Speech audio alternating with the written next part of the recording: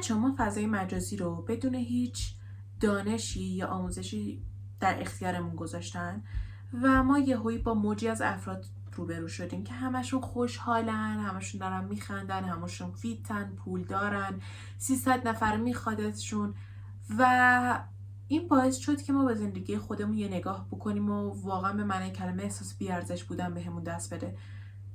چون اون ویژگی‌هایی که ما همیشه برای زندگیمون می‌خواستیم در اختیار یه آدمای دیگه قرار گرفته. اون چیزایی که ما همیشه می‌خواستیم داشته باشیمشون هیچ وقت قرار نیست بهمون داده بشه. و بعضی شبا و بعضی روزا احساس بازنده‌ای رو داریم که شب تا صبح توی اینستا اسکرول میکنه و چهره شاد خوشحال بقیه رو میبینه، انگیزشی اونا رو میبینه و آرزو میکنه که شبیه اونا باشه. ولی خب من امروز اینجام که راجع به این موضوع هم کامل صحبت کنیم.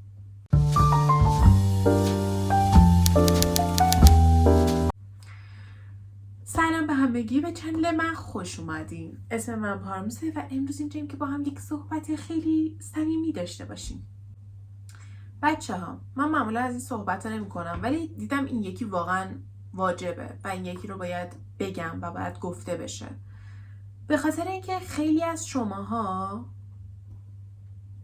دیگه واقعا نه شورش رو در میارین و دیگه زیادی دارین به خودتون سخت میگیرین و احساس کردم این ویدیو هم برای شما و هم برای خودم نیازه، چون خود منم تا یه مدتی اینطوری بودم و همچین احساسایی رو داشتم. But here we are again. بچه ها، خیلی از ماها اینکه بخوایم خسته شیم وسط راه، اینکه بخوایم بگیم که اوکی من به استراحت نیاز دارم، اینا رو نشونه تنبلی میبینید. اینکه از لحاظ روحی، جسمی، ذهنی خسته بشین و به استراحت نیاز داشته باشین و تنبلی میبینید. ولی اینا فقط نشنده اینن که شما انسانی، میدونین؟ یعنی اینطورین که من انسانم و بعضا از کار زیاد، از تحمل کردن همه بار رو شونم احساس خستگی میکنم و این کاملا طبیعیه و من این چیز بدی توی نمیبینم. بچه ها، مشکل ما از جای شروع شد که ما یک تصویری از قوی بودن ساختیم که همیشه اون فرد در حال دویدنه، ورزش سر جاشه، هیچ وقت خسته نیست، همیشه انگیزه داره، همیشه انرژی داره، همیشه در این ور میره، همیشه در این کارا رو میکنه، همیشه در اون کارا رو میکنه و همیشه در حال بردنه، هیچ وقت نمیبازه. که این طبیعتا 100% اشتباهه. آدم به باختم تو مسیر زندگی نیاز داره تا درسا رو بگیره تا بتونه ببره و همینه که بردن رو خیلی خیلی لذت بخشتر میکنه. وقتی اونقدر ببازی که انتظار نداری که ببری، اینه که به تو انگیزه ادامه دادن میداده.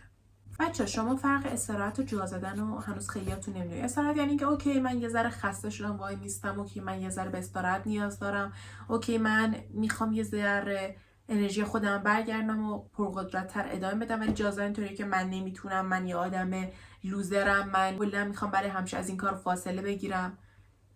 استراحت کردن یعنی یه وقفه کوچیک داشته باشی، ولی جا زدن اینطوریه که من دیگه نمیخوام، من برو گم شو، من این کار رو دیگه نمیخوام انجام بدم. این دوتا زمین تا آسمون با هم فرق میکنن و شما باید اول فرقشون رو بدونین برای ادامه دادن این بحث. حالا رسیدیم به اون بحث همیشگی که خانواده ها همیشه بهمون میگن که وای نسل شما چرا اینطوریه، نسل ما اصلا اینطوری نبود، چرا اینقدر تظاهر به مشکل داشتن میکنید، چرا اینقدر همیشه ناراحتین. از یه طرفی حق با اوناست. این نسل قدیمی کلا شاید 10-20 نفر دورشون بود و با 10-20 نفر زندگی خودشون مقایسه میکردن. ما فضای مجازی داریم، ما تو فضای مجازی خودمون رو با بقیه مقایسه میکنیم و این فضا خیلی خفه کننده است. امنیت روانی کم داریم، از همه چیز سریع خبردار میشیم چون خب فضای مجازی. همزمان باید هم خوشگل باشیم، هم قوی باشیم، هم پولدار باشیم، هم نمیدونم فلان کار کنیم، بهمان کار کنیم و در عین حال آیندهمون مبهمه. خب معلومه هیچ آدم سالم و عادی نمیتونه تو این فضا سالم بمونه. هیچ آدمی نمیتونه کلی تروم و زخم روحی ور نداره و این زخم روحی و تروم و ضعف داشتن نشونه ضعیف بودن نیست. اینه که شما جنگیدین و به خاطر همینه زخمی شدین و این نشونه قدرت از نظر من تا ضعیف بودن. اینو از همین اول بهتون بگم. بذارین یه مثال ساده رو بهتون بگم. شما وقتی پاتون بشکنه قدبازی در میارین که نه من هنوز قویم، من هنوز همون آدم سابقم، شروع میکنیم به دویدن. یا اینطوری این که من برای اینکه اون آدم سابق باشم و قدرت سابقم به دست بیارم به یه مدت استراحت نیاز دارم. و دقیقا منظور من همینه. بچه‌ها شما انسانی، شما حق اینو دارین که خسته‌شین، ولی این حقو ندارین که خودتون رو رها کنین و کلا ول کنین خودتونو. شما حق دارین که اصلا بگیم تا یه ماه خسته باشین، گریه کنین، انگیزه نداشته باشین، برین تو اتاق خودتون رو حبس کنید، برین خودتون رو تو 4 دیواری امنتون زندانی کنید تا زمانی که حالتون بهتر شه، که بعید میدونم اینطوری بهتر بشه چون خودم تجربهش کردم. ولی حق ندارین جا بزنین. و چرا من میگم حق ندارین جا بزنین؟ چون شما این همه سختی رو تو اینجای زندگیتون تحمل کردین که در نهایت جا بزنین. جا زدن همیشه باید آخرین گزینه‌تون باشه. من یه چیزی رو بذارین بهتون بگم، اینو درست نیست من بگم به هیچ کسی، ولی خب حرفیه که خودم خیلی وقتا بهش فکر میکنم و این به من قدرت ادامه دادن میده. ما جا زدن ابدی رو میدونیم هممون، خودخواسته به زندگی پایان دادن. ولی شما یه چیزی رو متوجه نیستین که این زندگی مثل یه میز میمونه برای من تو ذهن من. گزینه‌های مختلف ما رو میز داریم که چی رو انتخاب کنیم، چی رو انتخاب نکنیم، چی میخوایم الان برداریم، چی میخوایم آینده برداریم. خودکشی به گزینه‌ایه که همیشه رو میزه و هیچ وقت هیچ کسی قرار نیست از ما بگیرتش. ما هر وقت بخوایم میتونیم این گزینه رو برداریم، ولی گزینه‌های دیگه اینطور نیستن. گزینه‌های دیگه برای یه مدت زمانی، یه محدودیت زمانی دارن. چه عجله‌ای اول از همه برین سراغ اون گزینه تا زمانی که گزینه‌های دیگه رو امتحان کنیم و در نهایت وقتی دیدیم هیچ گزینه‌ای نمونده و واقعا به انتها رسیده، اون آخرین گزینه رو برداریم. نمیگم زندگی خوبه، خوشیای خودشو داره، خیلی شیرینه زندگی، یه حباب طلایی، یه دنیای رنگین کمونیه. نه اصلا اینطوری نیست. واقعیت زندگی خیلی خشنه، خیلی سخته. بعضی موقع نمیخوای اصلا بری بیرون با مردم ارتباط داشته باشی، بعضی موقع نمیخوای با مردم صحبت کنی، بعضی موقع اصلا حالت از خودت هم به هم میخوره. ولی در این حدی نیست که بخوای دیگه کلن تمامش کنی. تو میتونی هنوز خوبیا رو ببینی اگه بخوای که ببینی. قوی بودن اینه که اوکی، که باید بفهمی که باید یه مدت به خودت استراحت بدی، که بفهمی که الان وقتشه که بری جلو، که وقتشه که بتونی ادامه بدی. این چیزا رو شما باید متوجه شین. شما باید به خودتون رحم کنی ولی رویاهاتون رو دفن نکنین. بعضی موقع با حال دلتون، احساساتتون، درونتون گوش بدین، ولی دلیل نمیشه وقتی گوش دادن به صدای درونتون، به احساساتتون، کلا بخواین هر چیزی که تا اینجای کار داشتین رو دفن کنین و اینطوری باشین که من دیگه هیچ کنم از این چیزای آینده رو نمیخوام و کلا بخواین جا بزنید. مشکل ما با فضای مجازی از اینجا شروع شد که ما رو وسط یه مسابقه رندوم انداخت که اصلا خط پایان نداره. توی توییتر، اینستاگرام، یوتیوب، همه جا همه خوشحالن، دارن میدرخشن، دارن زندگی ایدئالشون رو تجربه میکنن، دارن میتونی از زندگیشون نهایت لذت میبرم. کی میدونه پرده فضای مجازی بره کنار، چیا قراره بیاد بیرون؟ بچه فضای مجازی رو چیزایی که بهتون نشون میده اینه که اونای اینفلوئنسرایی که تو طول روز جلوی دوربین میدرخشن، شبا میشکنن، داغون میشن، گریه میکنن، میترسن که شکست بخورن، چه قرصایی که مصرف نمیکنن، چه عصبایی که داغون نمیکنن. منظورم اینه که هی خودتون رو با اونا مقایسه نکنید. اونا واقعیت زندگیشون رو نشون نمیدن، فقط یه سری هایلایت از زندگیشون رو در میارن و نشون مردم میدن. اونا فقط برای پول درآوردنشونه. بچه هم توی که اول گفتم پدر مادرای ما، پدر بزرگ مادر بزرگای ما کلا با 10-15 نفر 20 نفر تایش داشتن خودشون رو مقایسه میکردن. ما با کل دنیا، فضای مجازی به ما این امکان رو داده که کل دنیا رو ببینیم. میبینیم یکی که 20 سالشه مهاجرت کردن، یکی که 22 سالشه برند زده، یکی از که 25 سالشه شرکت کامپانی خودشو تأسیس کرده. منظورم اینه که اینقدر سعی نکنین خودتون رو با اینا مقایسه کنین. اصلا معلوم نیست زندگیشون چه خبر، اصلا معلوم نیست که دارن چی کار میکنن. شما هیچی رو نمیبینین، فقط اون موفقیت رو میبینین و اینطورین که نکنه من تنبلم، نکنه من به درد نخورم. نه نیستی، گلکم نیستی. تو هم زندگی رو داری انجام میدی که به نظر خودت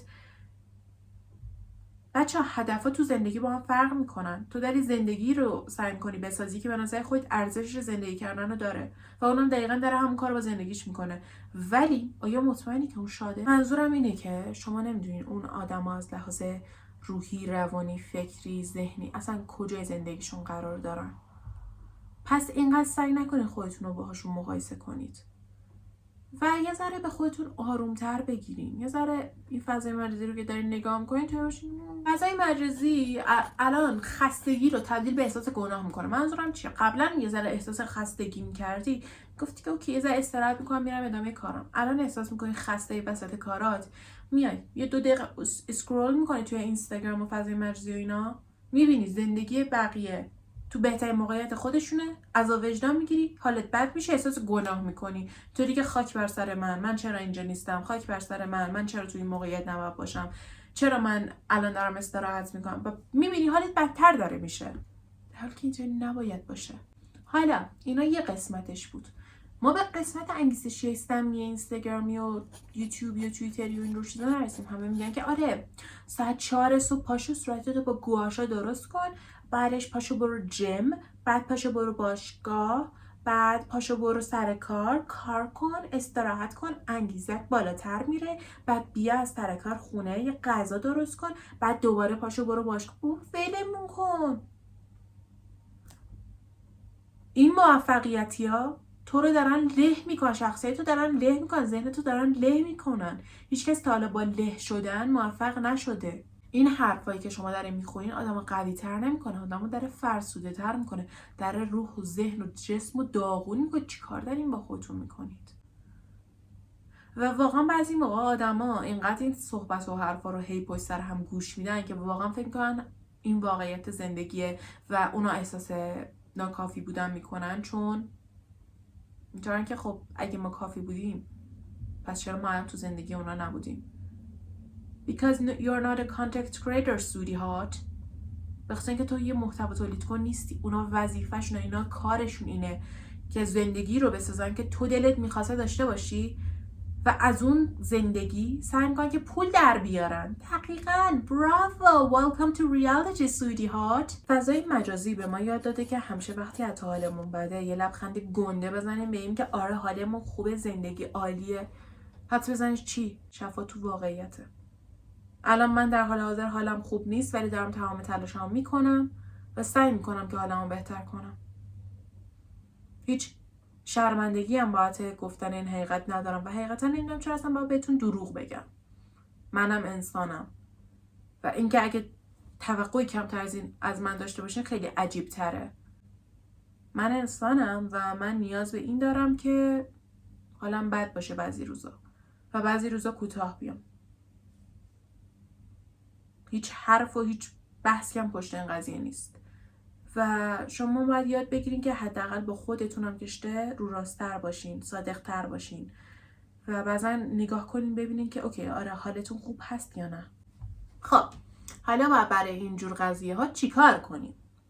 یه راه حل کامل بهتون میگم راجبه هم فضای مجازی و هم اینکه سعی نکنید خودتون رو با این فضای مجازی مقایسه کنید. خیلی خودمونی. اول اینکه همون حرفی که 2 دقیقه پیش زدم، با خودتون راحت باشین و سعی نکنین به خودتون دروغ بگین. این شفا از اینجا شروع میشه. قبول کردن اولین قدم شفاست. اگه هم حالت بده لازم نیست که پنهونش کنی، لازم نیست که سعی کنی خودتو خوب نشون بدی، چون تو بدهکار کسی نیستی. همونطور که من بدهکار کسی نیستم به خاطر احساساتم. و فضای مجازی رو سعی کن مدیریت کنی، نه اینکه کلا حذفش کنی، چون اگه آدم یه چیزی رو حذف کنه انگار اعتیادش نسبت به اون چیز بیشتر میشه. میدونی منظورم چیه؟ یعنی اینطوریه که من بازم میخوام و هی اینقدر تو ذهنت میمونه که وقتی یهویی میافتی رو فضای مجازی این 5-6 برابر معمول میشه اسکرول کردنت. و سعی کن فقط مدیریتش کنی. سعی کن روزایی که میری داخلش رو مثلا ساعتش رو کمتر کنی. مدیریت شده برو داخل فضای مجازی. اگه بلاگری دارین که چرت و پرت زیاد میگه، زندگیشو خیلی پرفکت نشون میده، اونو آنفالو کن، چون ما به چیزایی که حالمون رو بد میکنه نیازی نداریم. و اگه یه آدم آشنایی هست که حوصله بحث باهاشون ندارین ولی زندگیشو خیلی بی‌نقص نشون میده و میدونین که اینطوری نیست و نمیتونین هم آنفالوش کنید، فقط میوتش کن. از زندگی لذت ببر. تازه از اونجا به بعد لذت زندگی رو درک میکنی، یعنی چی از دست داده بودی، چی از کفت رفته. سعی کن بیشتر با زندگی واقعی در تعامل باشی، بیشتر زندگی واقعی رو لمس کنی، کمتر برو فضای مجازی و ببینین اون چیزایی که اون آدمایی که دارن یه موفقیتی رو بلند داد میزنن، سعی کن یه چیزی از اون طرف پنهان کنن. پس عزیزان من، سعی کنین که زندگی واقعی رو بیشتر تجربه کنین، بیشتر بخوابین، یه گفتگوی واقعی داشته باشین، یه پیاده روی معمولی برین، یا آهنگ معمولی گوش بدین بدون آهنگای تیک تاکی و اینا. سعی کنین سلیقه خودتون رو پیدا کنین تو آهنگا و این چیزا معمولا از 100 تا پست انگیزشی بیشتر بهتر عمل میکنن، چون باعث واقعا از زندگی لذت ببری و به نظر من این حالتو بهتر قرار بکنه. خب بیبیای من، خیلی وقت بود ندیده بودم تو، دلم برا همتون خیلی تنگ شده بود و واقعا باور کن جدی دارم بهتون میگم، واقعا دلم برای همتون تنگ شده بود و دلم برای تعامل کردن باهاتون تنگ شده، ولی میدونستم گذاشتن ویدیوهای روزمره تو این شرایط، مخصوصا تو این شرایط، کار خوبی نیست. پس سعی کردم یه ویدیویی رو بسازم که احساس میکنم به دردتون میخوره و میتونید ازش بهترین استفاده رو کنید. آره دیگه، بعد دارم فکر میکنم این بک‌گراند رو دوباره درست کنم و دوباره ستاپش کنم و این تابلو گنده بیریخته رو بردارم و چند تا تابلو دیگه بزنم و یک جور دیگه درستش کنم و میدونین این یه جورایی دیوونه کننده است، ولی خب چیزیه که تو ذهن منه متاسفانه. تابلوی کجه و کج نیست، چشم من کج میبینه. anyway بچه خیلی وقت باهاتون صحبت نکردم، بذارین از این 2 هفته بینتی بگم.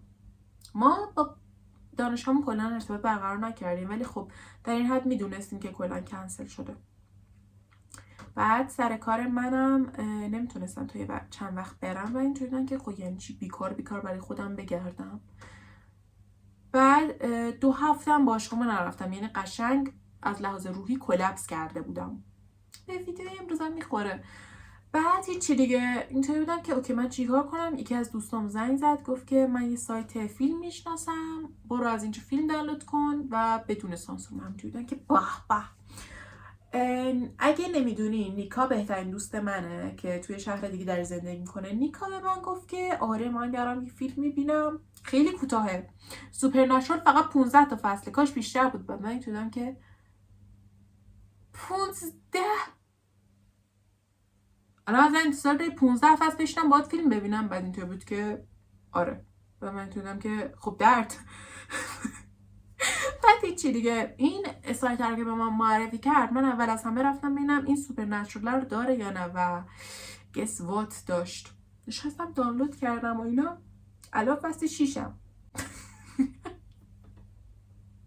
خودم هم نمیدونم چطوری، فقط میدونم هستم و احساس میکنم به تمام کردنش خیلی نزدیکم. بعد تو این مدت Stranger Things هم تمام کردم. من اصلا آدم فیلم دیدنی نیستم، من اصلا آدمی نیستم که بشینم فیلمو ببینم، سریال ببینم، چون حوصله‌مو سر میبره و وسطش هی باید آهنگ گوش بدم، چون آدمی متوهمی هم هستم و باید سناریو تو ذهنم بسازم، چون دیدن فیلم به من این الهاماتو میده و من میگم اگه من بودم اینطوری میکردم و بعد اونطوری میکردم و it's not my thing, you know, it's not what I should do, so I won't. واقعا دارم میگم فیلم و سریالا احساساتشون رو احساسات من خیلی تاثیر میذاره و واقعا کلپس میکنم، ولی خود نشستم تا اینجا دیدم و اینا. بعد الان میخواستم موامو صاف کنم، حدس بزن چی شد، گس وات، تو موم سوخت، آتیش گرفت، واقعا جرقه زد و بعد آتیش گرفت و الان من حقیقتا کلپس کردم. بعد گفتم چیکار کنم دیگه، رفتم موامو فر کردم. بعد این آرایشه رو دارین میبینین، آرایشه حقیقتا برام سخت بود، ولی خب قبلا اومده بودم از پینترست یه الهام میکاپ بگیرم، ولی خب شبیه افرادایی شده بودن که زال شده بودن. اگه بتونم اینجا عکسش رو میذارم. بعد من دیدم که اوکی پینترست، من به تو یک شانس دیگه میدم و این میکاپ رو برای من آورد، آیز میکاپ. بعد من دیدم که اوکی دیگه خیلی وقت بیبیامو ندیدم، حداقل با یک چهره زیباتر منو ببینم و همین شد که من اینطوری میکاپ کردم و این ویدیو ریکورد شد و به احتمال زیاد امروز قرار ادیت بخوره و فردا پست بشه. ساعت 6 و نیمه و الان من باید سر قرارم باشم ولی اینجام و دارم ویدیو ریکورد میکنم.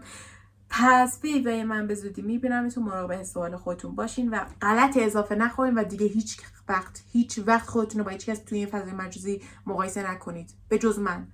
اونجا باید احساس تأسف داشته باشین به خاطر اینکه دوست من نیستید، چون من آدم خیلی کول و باحالیم. به زودی میبینمتون تو ویدیوهای دیگه. منتظرتون هستم و ممنونم از اینکه این ویدیو رو تا آخر تماشا کردین. به زودی بیبیای من. بای بای.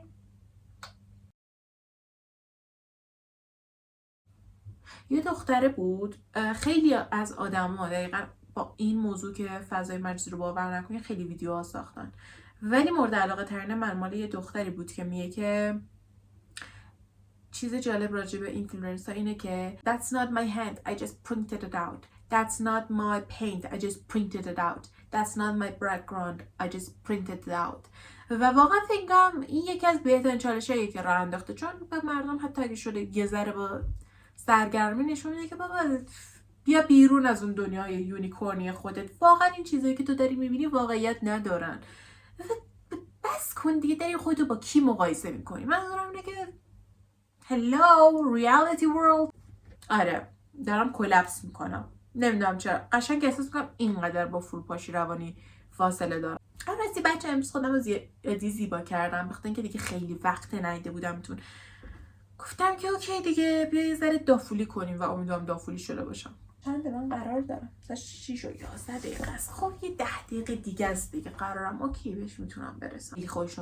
خودشون سخت میگرفتن با 20 زندگی خودشون مقایسه میکردن. ما با کل دنیا داریم کلپس کردم، نمیتونم حرف بزنم، اختراع کرده و